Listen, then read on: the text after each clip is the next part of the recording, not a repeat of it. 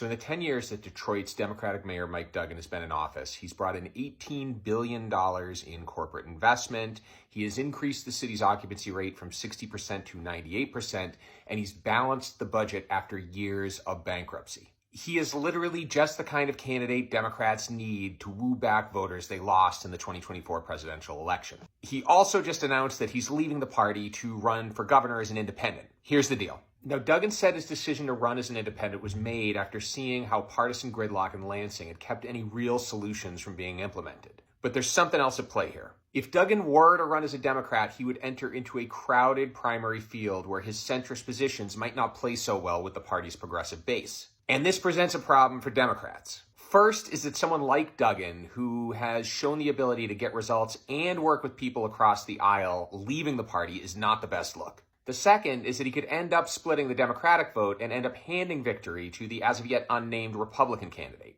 Now, Michigan voters don't fit neatly into Team Red or Team Blue, and primaries have a way of killing the aspirations of candidates who actually have wide appeal with general election voters. In 2022, for example, Republican incumbent Pete Meyer, one of the few House Republicans to vote to impeach Donald Trump after the January 6th attack, lost a primary challenge to John Gibbs, who was a MAGA favorite who promoted theories of voter fraud in the 2020 election and spoke out against women's suffrage during his time at Stanford. Great pick. Predictably, Gibbs lost and Michigan's 3rd congressional district flipped to the Democrats. So one thing's really clear.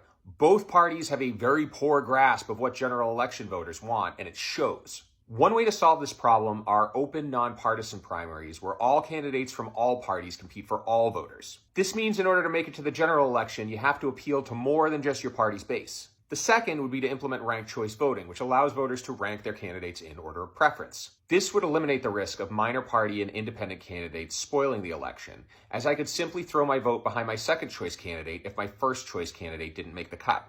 The best part about these reforms is that they can be implemented at the state level. This is a place where you and I have real impact. If you want to learn more, check out some of the other videos on my account or drop me a follow.